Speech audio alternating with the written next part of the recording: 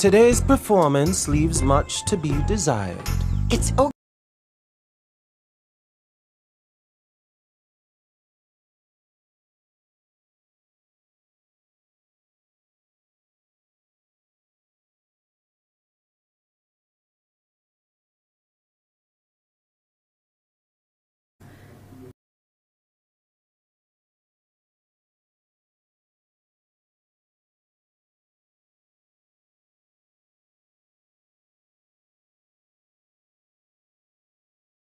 Everyone hates this new Grow a Garden update and people Oy, sayote lang? Oy, garing-gari! Mamacita's oyster sauce! Oy, you need oy sulit! are very upset. So as you guys know, Grow a Garden actually got 2 updates this weekend. First update was of course the cosmetics update, which I really like. I think this is a very cool update. And the second update was the fact that the entire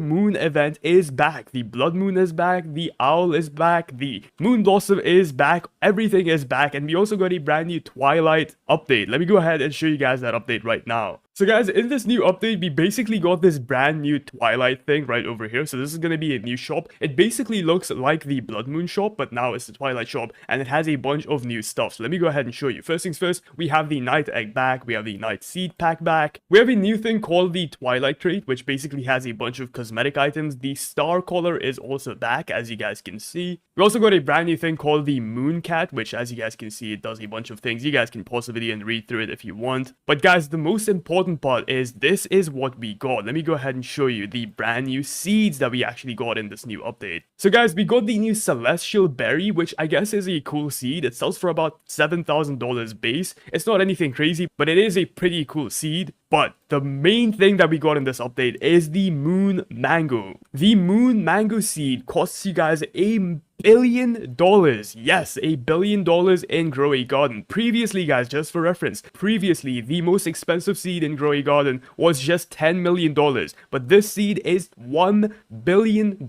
So yeah, it is quite expensive. So this new Twilight update was actually released as an apology by the devs of Grow a Garden because of how much backlash they got from the cosmetics update. Because the cosmetics update was apparently a letdown, apparently wasn't good enough. In my opinion, guys, I really like the cosmetic update. I think it's the perfect addition to Grow a Garden because this is supposed to be a chill game where you don't have to make trillions and billions and quadrillions of dollars. You just have to play the game and design your garden and, you know, grow your garden. It's in the name, guys. You don't have to keep making money. So in my opinion, this update was good. It was good, but a lot of people were disappointed because there was no new seed, there was no new methods, there was no new, like, things, whatever the hell they were talking about, guys. But yeah, that's why most people were upset, and that's why the Twilight update came to be. In fact, Jandel, the developer of the game, literally wrote the entire apology saying, "Hey everyone, we are sorry you are a little disappointed in the update. We have so many cool admin commands for this event but couldn't run them because of Roblox crashing." So yeah, this entire thing wasn't even the devs' fault, it was the fault of Roblox crashing, but still the developers somehow got all of the backlash, and that is why the Twilight update was released, and that is why it came to be. And once again, guys, I just want to remind you, this entire Twilight update was cooked in a day, so you gotta keep in mind, not a lot of things were ready to be released. Now, why am I telling you all of this? What is actually going on? Well, guys, people don't actually hate this update. This entire thing, the Twilight Shop and everything, was a W update. A lot of people actually really like this update. What people did not like is the Moon Mango. Well, you see, when the Moon Mango first came to the game, it was worth 200,000. The base price of it was 200,000, which if you know anything about Grow a Garden, that is more than the Candy Blossom. The Moon Mango was the best fruit in the game for just a few minutes. But after 2 hours of this new update coming out, the Moon Mango has now been nerfed to, let me show you actually, let me show you how much it has been nerfed to. So the Moon Mango right over here, here it is. This is what a regular Moon Mango is gonna look like. This is like the base price of it. Let's go ahead and see how much this actually sells for. And it is gonna be a whopping $24,000. From 200,000 to $24,000, guys. That is absolutely diabolical, bro. I don't know what's going going on. I don't know if they're trying to protect the candy blossom and trying to keep it exclusive. So basically what I'm trying to say is this nerf, very bad, not good. And yeah, I'm not going to yap too much about it, but people are not happy with this. People think that the devs are trying to protect the candy blossom. They're trying to keep it the best plant in the game, which is just so unfair. Keep in mind, guys, candy blossom was added to the game when the game barely hit 1 million players concurrently. So not a lot of people actually got the candy blossom, and trying to protect this plant that not many people have is quite unfair. What's even more unfair in my opinion is the fact that the moon blossom costs $1 billion. That's a lot of money, guys. And not a lot of players can actually get to $1 billion. So making it cost that much to sell for the same as something like the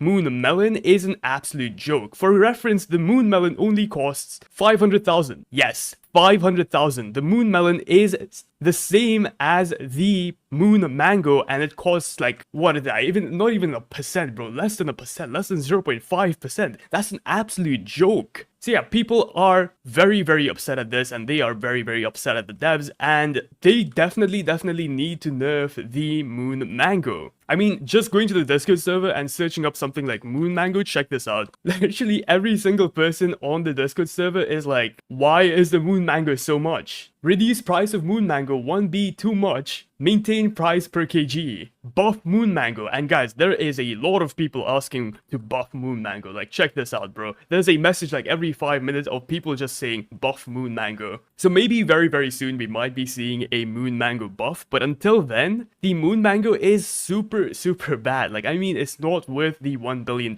Now, I still recommend getting it if you guys have the money, because this is a limited time plant. And I once again feel like there is going to be a buff. But for the time being, if you want to grind for money, my recommendation is using moon blossom, candy blossom, of course, if you have them, or just simply using something like the blood melon, because you can get a lot of these. These come in the blood moon shop like constantly. You can get a bunch of them. As you guys can see, I have like 8 over here, and I have more seeds in my inventory, so it is very, very easy to get. And if you guys manage to do the sprinkle method on this, it is literally going to sell for billions and billions of dollars. So you can use the blood moons or the moon melons right now to go ahead and save up enough money to be able to buy the moon mango. But the moon mango, once again, is really bad, guys. Like, right now it is really bad. Once again, for reference, if you guys somehow manage to get your hands on a celestial frozen shocked gold moon melon, it is gonna sell for $1 billion, easy peasy. And once again, this is the same price a moon mango sells for. So yeah, very not worth it right now. If you go over to the wiki, as you guys can see, you can literally see the buff right over here. If you guys don't believe me, by the way, upon release, the moon mango base value was $200,000, but got reduced down to $40,000 soon after. But I really feel like this 40,000 is a lie, because I have a bunch of moon mangoes in my inventory and none of them cross even the 30,000 mark, which is absolutely insane, diabolical. And I haven't used the sprinkler method, I haven't used any method on them, so this is absolutely insane for a base moon mango sell price. Like, I'm gonna harvest this one right now, as you guys saw right there, and check this out. This is about 14 kgs right over here. Let's go ahead and see how much this is actually gonna sell for, and this is gonna be worth a whopping 24,000. So yeah, no, it's not even 40,000 like the wiki claims it is. Trust me, guys, it is way less than $40,000. It is like in the 30s or 20,000s of dollars. So yeah, if you guys want to make money right now and you don't have the candy blossom, you don't have the moon blossom like me, what I recommend you guys to do is get yourself a bunch of moon melons right now, because they honestly are way easy to get, they are way cheaper to get, they are just better in every single way. For now, get them, save up enough money to be able to buy the moon mangoes, but don't use the moon mangoes just yet until they actually buff them. Use the moon melons, guys, they are very good. And let me know what you guys think about this entire thing. Do you guys think it's fair to nerf the moon mango to the point where it is worse than something like the moon melon? Dude, all of these moon plants are gonna make me go insane, bro. It's getting really confusing now. But yeah, they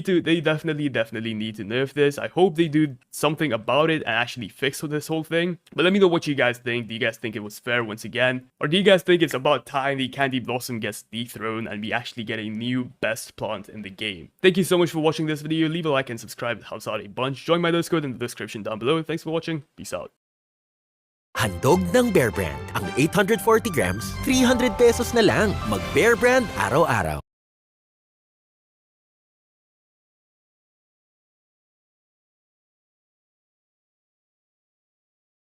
Roblox is a corporation, an entity that is trying their absolute hardest to please their shareholders. It's a public company that absolutely needs to turn a profit lest they disappear forever. But Roblox is one of the most fascinating corporations from a business standpoint, because literally their entire platform is user-generated. UGC doesn't just apply to the hats that your character can wear, but the entire platform as a whole and everything on it. Since 2006, Roblox has been growing at a rapid pace, with users flocking to the site by the literal millions to play all kinds of games. This insane growth and wealth of opportunity to spend real money on the platform has led to Roblox achieving an estimated value of almost $40 billion.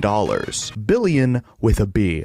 However, what's arguably more interesting about Roblox is the fact that they weren't always this symbol of modern-day capitalism in the games industry. In fact, Roblox began their journey as a humble learning tool designed to introduce kids to the world of video game development. Roblox Studio is free and can basically run on a toaster. The language it uses, Lua, is very simple to learn compared to other coding languages like Java, and hosting games on Roblox is completely free.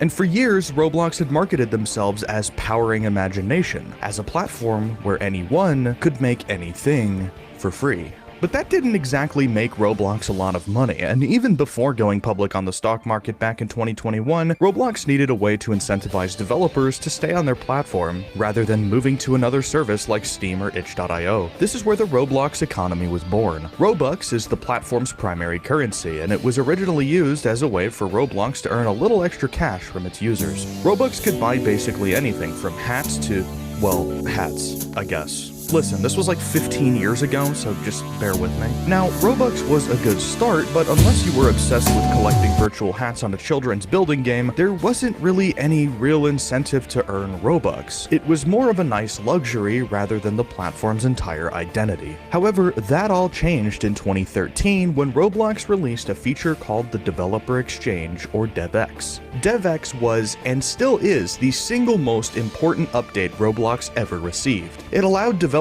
to trade in their virtual Robux for real-life currency, and it finally gave developers a true monetary incentive to develop games on Roblox. Roblox's X factor then became the fact that you could make a multiplayer game for free on Roblox without having to set up or pay for online servers. However, with this change also came a shift in how games were made on Roblox. Developers now started to focus more on monetization rather than fun and interactive gameplay. It wasn't so bad in the beginning, with games like The Mad Murderer, while being heavily monetized, was still a fundamentally fun party game. However, it didn't take long before bad actors would swoop in and start using Roblox as a means to generate as much money as humanly possible. Enter Roblox Premium. In 2019, Roblox decided to change how their monthly subscription worked. Builders Club was Roblox's original monthly plan, which saw members being given a few Robux every day for free. Builders Club had some other benefits like being able to join more groups and being allowed to trade limited items, but other than that, Builders Club didn't really do anything else except put a badge next to your name, outing yourself to everyone around you that you paid for Roblox. But in 2019, Builders Club became Roblox Premium,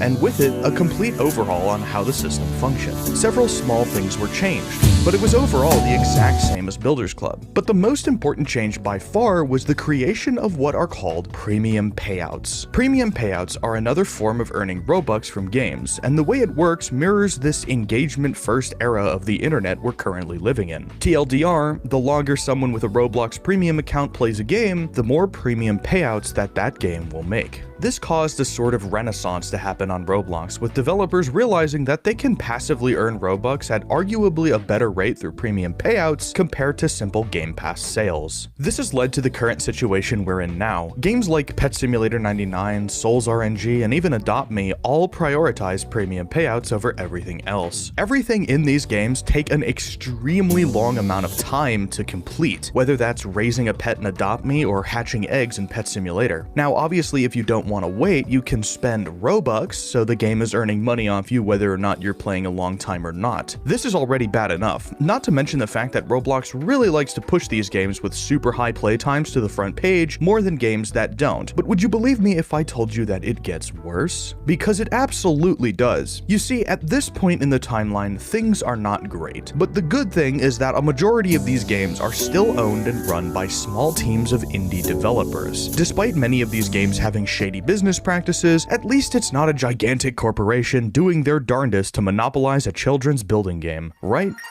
Right? This is GameFam. And the first thing you see on their website in proud, bold text is the phrase, unleashing the potential of metaverse gaming for brands and creators. Now, I'm sure you can already tell that something is extremely off by this wording. First of all, really? Are we still doing the metaverse thing in the Big 25? I thought this concept died a long time ago, but I guess grifters are gonna grift. GameFam is one of two examples of a corporation sliding into Roblox and colonizing it as fast as humanly possible. GameFam has a long track record of poor business practices and was the absolute laughingstock of the platform for many years. While we haven't heard much from them in some time, that doesn't mean they're completely innocent. GameFam has control over multiple massive Roblox games, including but not limited to Robeats, Military Tycoon, and most importantly, Sonic Speed Simulator, along with some absolute classic bangers like Easy Obby and Really Easy Obby. Just in case the first one wasn't easy enough. GameFam owns a lot of games on Roblox. Sonic Speed Simulator, if I'm remembering correctly, is not only an officially licensed Sega property, that's an entire other can of worms that I am not opening today, but also a massive game in its own right that gets a good deal of average visitors. They market themselves in their About Us tab as the leading metaverse media company for Gen Z and Alpha communities, which is simultaneously the most hilarious and most sickening opening line I've ever read. Essentially how GameFam operates is they roll up to a relatively new Roblox game with a lot of potential in a small team, take advantage of that inexperience, lowball the team for an outright purchase of the game, and then they ruin it by over-monetizing it. GameFam is not a group of developers. They're a company that purchases Roblox games in order to generate massive amounts of money. Remember when Roblox was about powering imagination? GameFam goes against the very fundamentals of this website by ripping games from independent studios and adding them to their portfolio of cash cows. Not to mention the fact that none of GameFam's games are fun, except for Shadowvis RPG, which I actually enjoy. But my point is that GameFam's only goal is to make money, and they do not care about how they accomplish that task. But GameFam isn't the only corporation doing this. No. In fact, there's a company out there that's arguably more manipulative and shady than GameFam, and that's Do Big Studios. Just to show how bad Do Big is for Roblox games, let's take a look at my original video on Fish. Just before Do Big bought it for God knows how much money, Fish, when it first released, was a very fun game. It was relaxing, soothing, and fun to explore and collect fish in. But what I liked about Fish was that it didn't employ any sort of FOMO tactics, which are often used to get people to spend money on stuff they really don't need or want. However, once Do Big entered the picture, the monetization for Fish went completely off the rails and became one of the most heavily monetized and poorly optimized games on the entirety of Roblox. Just look at the shop tab. Just look at it. That is completely unacceptable and frankly just looks awful. They really did the pet simulator thing and just crammed as many game passes, boosters, and skins as they possibly could into their shop so that they could maximize the amount of money they were earning from their clientele. Or look at Blade Ball. There are full-blown gacha mechanics and battle passes in this game, and I kid you not, the only game mechanic that Blade Ball actually has is hitting a ball back and forth until someone misses. That's the entire game. I didn't even think it was possible that a game could have more kinds of monetization than game mechanics, but I guess here we are. My main point here with all this is that companies like GameFam and Do Big go against everything Roblox used to stand for. Obviously, in today's climate, we are never going to see Roblox do anything about this because neither GameFam nor Do Big are actually doing anything legally wrong, but if you ask me, they are doing something morally wrong. Roblox games are indie games created by small dev teams, with some even being created by solo developers. Who are these corporations to come in and monopolize Roblox like it's nothing more than a bunch of floating dollar signs? So I have a humble request for the up-and-coming Roblox developers who want to leave a positive legacy on this site. Don't sell your game to Do Big or GameFam or whoever. Your game is your game. take pride in it and put everything you have into making it the best game you can possibly make. I mean, just think about it. If I sold my YouTube channel, not only would I no longer be Bedsheet Ghost, but nobody would care about any sort of projects that I would do in the future. Oh, and always remember, if a deal is too good to be true, it probably is. Take it from a guy who has seen many a scam marketed as a fake brand deal. How about starting now we go back to Roblox's goal being powering imagination, and show the world just how good Roblox games can get. So thanks for watching, and I'll see you all next time. Peace.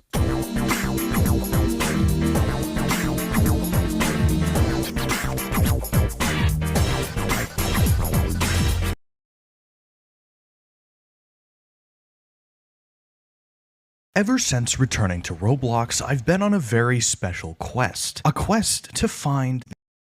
It's how they're presented which should make you start to understand why this game is so wildly successful. For example, this game's UI is immaculate. You could teach a course on game UI with this stuff. Everything is tweened very nicely. There are little pops and beeps and bloops for everything you interact with, and it's all just wrapped up very nicely in a cute little package.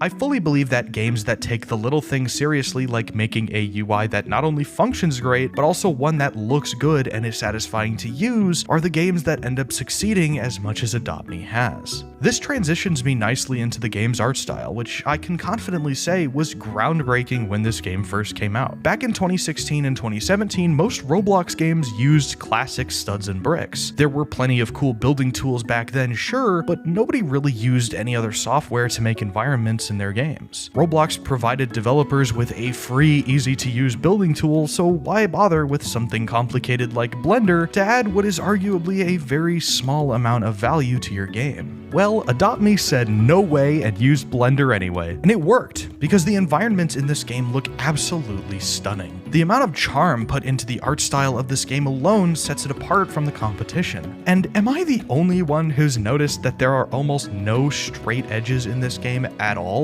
Now, unless it's something trying to emulate a specific style, like my modern houses, everything in Adopt Me is smooth and round and clean. Typically, this can cause issues with gameplay, as it's hard to implement meshes not made in Studio to have correct collision. Roblox has been working on this, but it's still a little bit buggy. So the fact that I can play this game with almost no clipping or bugs or glaring physics issues is pretty impressive. The actual pet designs themselves are very cool as well. Ever since Roblox introduced deformed meshes to the engine API, developers for games like Adopt Me have been going absolutely wild with the animation on these little guys. Everything about these pets move. There isn't a single static thing on their model. Even their eyes blink and their head tracks wherever you drop stuff. Compare that to the Pet Simulator pets, who are basically just cubes with different features and colors. The Pet Simulator pets don't even walk, they just kind of bounce up and down on the ground. However, now is where we start to get into the really interesting part of this video, because there's a specific feature that Adopt Me has implemented that has given me quite a bit of pause when writing this video: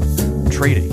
The ability to trade items in Roblox games is nothing new. Murder Mystery does it, Pet Sim does it, and Adopt Me does it. On paper, it's a no-brainer. Adding a trading system gives your game an automatic boost in longevity. Trading builds community and gives otherwise valueless items their value. Similar to games like Pet Sim and Murder Mystery, Adopt Me has a full-blown pet value website that even tracks recent trades of high-value items. This means that there's a straight-up economy on Adopt Me, and some of these pets have become extremely rare and highly sought after. However, like all things, there's a dark side to this. With value having been given to these pets, there's now a demand for them. And whenever there is a demand for something, there are those who are willing to cheat the system to get what they want without fair pay. Adopt Me Trading has been infamous for their scams over the years. In fact, I think a lot of people hate this game because of the sheer volume of scammers on it. One of the biggest scams, and one that breaks terms of service, is selling pets for real money or Robux. This is obviously not not allowed, but that hasn't stopped scammers from stealing real money from Adopt Me players. This is a common problem with limited trading, as USD buying has been an issue for many years. Roblox has a whole black market where you can spend real money to, theoretically,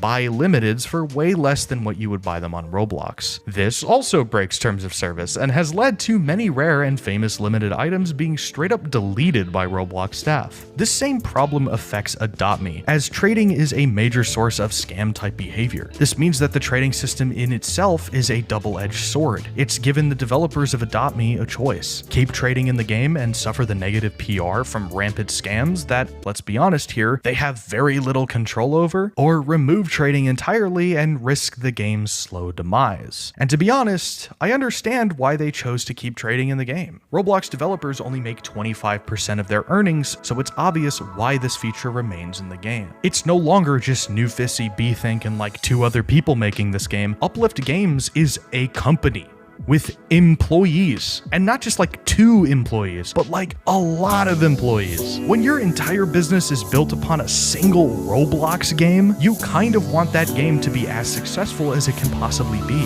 And because Adopt Me has over 37 billion visits, which is up there with the likes of Blox Fruits, it's clear that they've made the conscious decision to include features that will net them the absolute biggest bag possible, even if those features are somewhat sketchy when it comes to scam potential.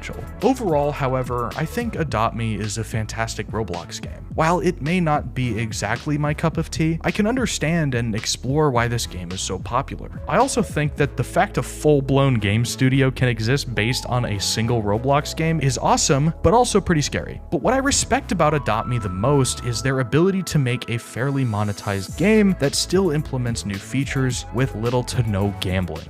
So thanks for watching, Yummers. and I'll see you all next time. Peace.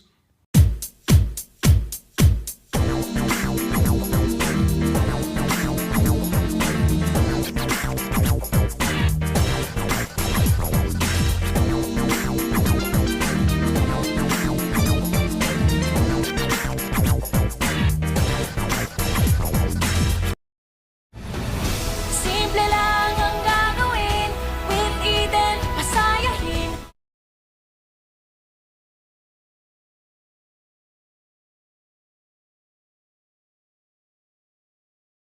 When you open Roblox.com and look through the catalog of games, you are most likely going to be fed a random assortment of eye-meltingly bright colors, pop culture references, and skibbity toilet. Why? Well, similar to YouTube, Roblox has a discoverability algorithm, and from my personal anecdotal experience as well as hardcore numerical evidence, it's been shown time and time again that Roblox favors what those of us over the age of 13 like to call slop games. This video is going to explain the psychology of slop games. Why are they consistently on the front page of Roblox? And what are some potential ways to stop this from happening? Because as stated in my Pet Simulator 99 video, lots of developers are taking inspiration from how that game makes buckets of money and applying it to their own. If you saw that video, you'll realize that this is a bad thing, because Pet Simulator 99 uses very sketchy means of generating revenue. But because it works so well, young developers think that this is the only way to make their game a success, right? But there's a layer underneath the front page of Roblox that, when it is peeled back, reveals a much darker, sinister method of serving us Roblox games on a silver platter. So let's dive in together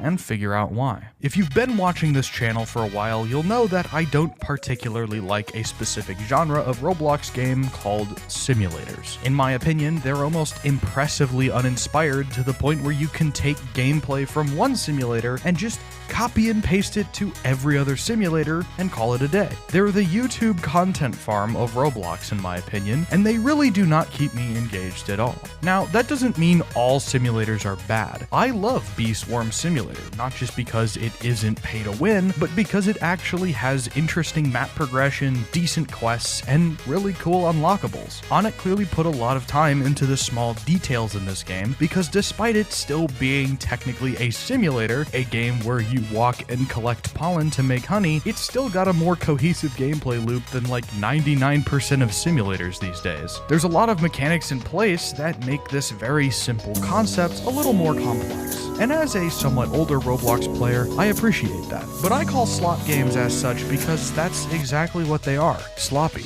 rushed, lazy, attempting to capitalize off of a trend, and putting next to no effort into the longevity or enjoyment of their game. In my video about the classic, I actually flashed a screenshot of a game called Ardennut Simulator. Well, guess what? That's actually a real game. But if you look for it now, they've since changed that name. Now, is Ardennut Simulator actually an insanely based meta commentary on the current geopolitical state of the world while also trying to expose the shadow government for pulling the strings on the greater society that we live in? Yes.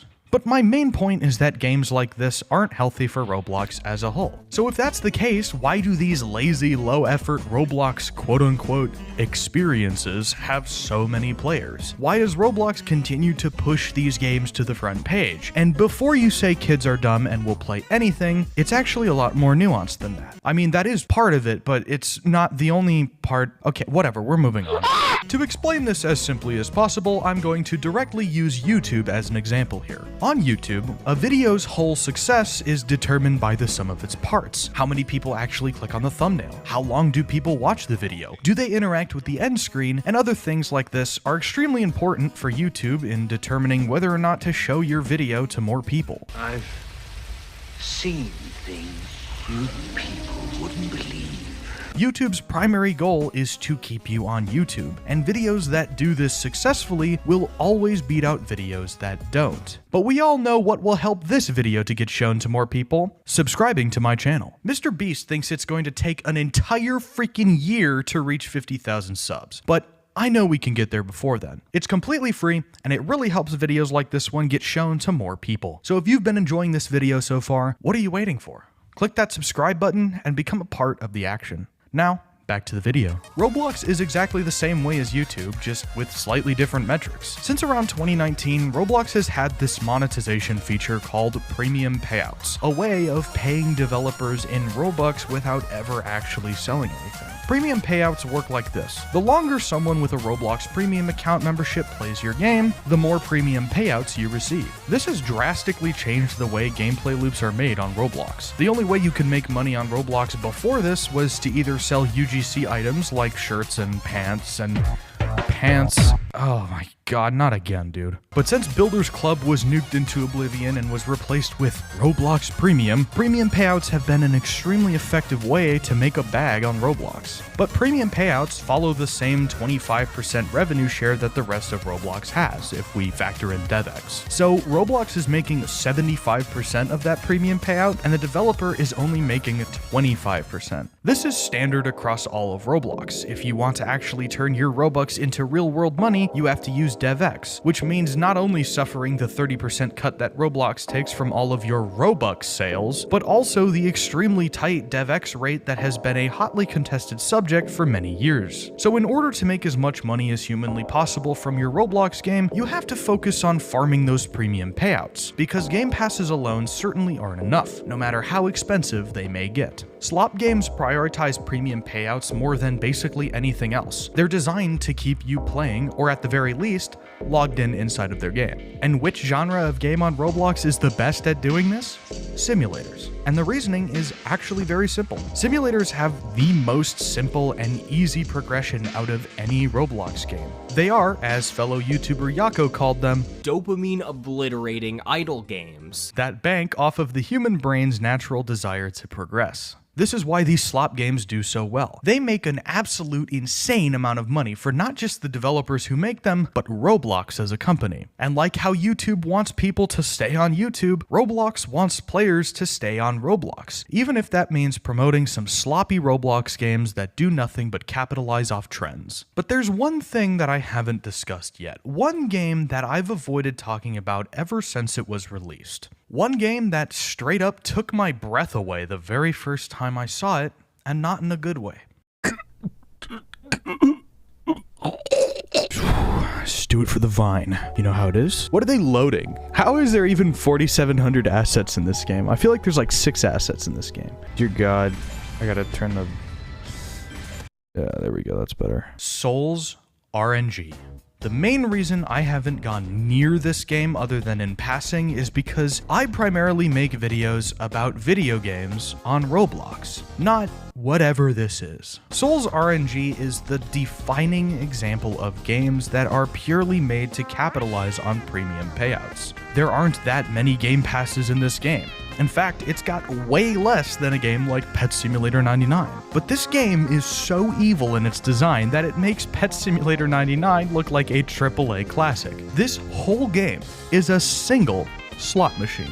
That's it. Like, okay, Pet Sim, for all of its flaws, had progression. It had gameplay. Souls RNG is literally just this. Spinning a wheel over and over and over again, hoping that you unlock a rare aura. An aura that, unlike Pet Simulator, doesn't actually do anything other than look cool. Now, a big defense of this game that I see is, oh, well, it's all free. All the spins are free. There's no gambling because it's all free. And that may be true, but think about what Souls RNG is really doing here.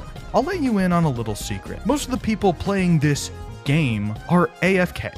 Yep, that's it. Because, like, of course they are. What gameplay is even here to keep me engaged? How does a game get a consistent player count in the high 80,000 range with literally no gameplay? Well, it's because Souls RNG makes such an incredible amount of money on premium payouts alone. If you have Roblox Premium and you AFK in Souls RNG, you're giving the developer a lot of money. There's so many people who play this game with hundreds of thousands of rolls, and that takes a very long time. And most of them just leave to go do something else while the game plays itself. And Roblox really likes that. Typically, I wouldn't care. I don't play Souls RNG, and the content I make would never even go near it. But the reason I'm telling you all of this is because this game got nominated for Best New Game at the Innovation Awards. And I mean, okay, fair enough. You got me, Roblox. If we take the word innovation literally, Souls RNG would certainly fit that bill, because I don't think I've ever seen a video game literally play itself the way I've seen Souls RNG do it. It's a sick irony that even Roblox themselves know that the best way to succeed as a developer on their platform is to do what the YouTube content farms do, and farm engagement. That's why you see every front page game include some kind of incentive for you to buy premium. Whether that be cosmetic items, free currency, or a unique role, they want you to have premium because they want those sweet premium payouts. This is why I try to platform games like Fighting and Pressure and Block Tales. These are actual video games with fun gameplay and an incredible amount of passion put into them. They're games that deserve more attention because they're actually worth playing. Sinking your free time into video games is supposed to be fun, not a fuzzy, brain-melting, sloppy experience. And if my videos help get these games even 10 more players than they had before, then I'm happy. Hopefully you can start to understand what makes these games a problem. Believe it or not, I don't actually hate any of these games. These developers are trying to make a bag just like the rest of us. But it's just a little sad that engaging games with fun gameplay and unique mechanics remain niche, while AFK slot machines continue to thrive on the Roblox front page. Thanks for watching, and I'll see you all next time. Peace.